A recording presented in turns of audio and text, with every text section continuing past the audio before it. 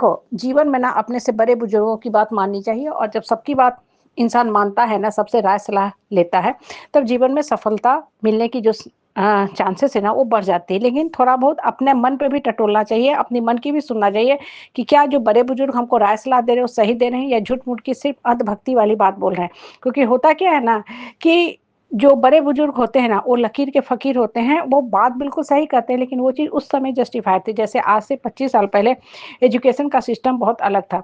आज से कुछ साल पहले मोबाइल को स्कूल से निकाला गया और आज मोबाइल ने ही स्कूल को चलाया, खासकर लॉकडाउन के समय सबने समझा। कहने का मतलब क्या है कि समय के हिसाब से सोच बदलनी पड़ती है और साथ के साथ अपनी चित्त पे भी कंट्रोल रखना पड़ता है, तभी जीवन में इंसान सफल होता है। आप एक सिंपल सा एग्ज़ाम्पल लो द्रौपदी का।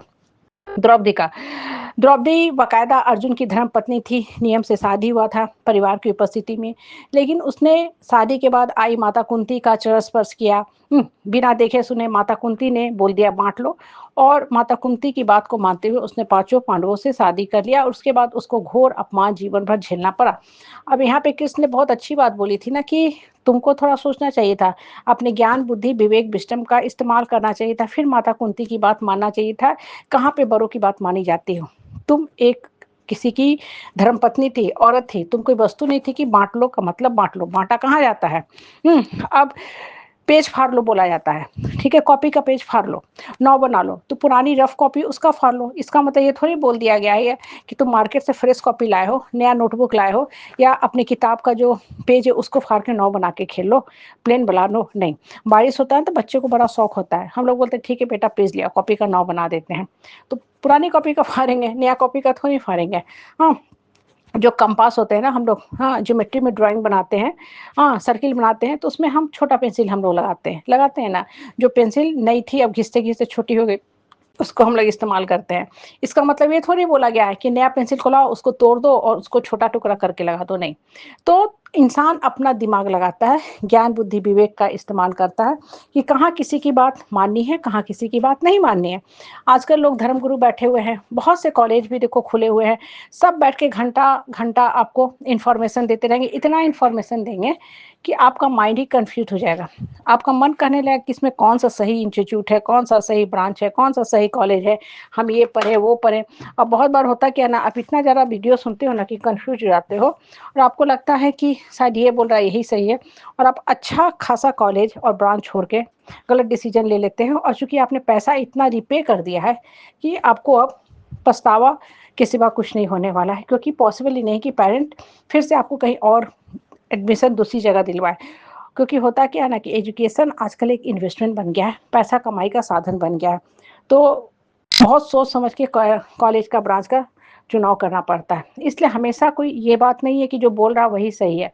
हाँ, बातें सुनना चाहिए, अपने दिमाग को मथना चाहिए, फिर उसमें से काम की बातों को इस्तेमाल करना चाहिए अपने जीवन में, हाँ, उसको इम्प्लीमेंट करना चाहिए। जैसे हम क्रीम होता है दूध से क्रीम निकाल के उसको मथते हैं, मक्खन बनाते हैं, मक्खन को या तो हम सीधे खाते हैं नमक डाल के, चीनी डाल के या उसको गैस पे उबाल के गरम करके घी बनाते हैं, घी को हम फिर खाने में इस्तेमाल करते हैं। दिमाग का भी यही काम होता है, लोगों की बात सुनो, आइडिया लो।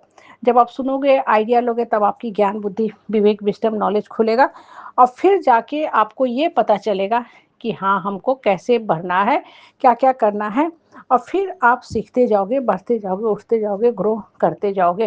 कहने का मतलब क्या है ना कि जीवन सीधा और सरल नहीं होता है कि बस किसी ने कह दिया हम कूद पड़े, उसकी बातें मान लिए, नहीं।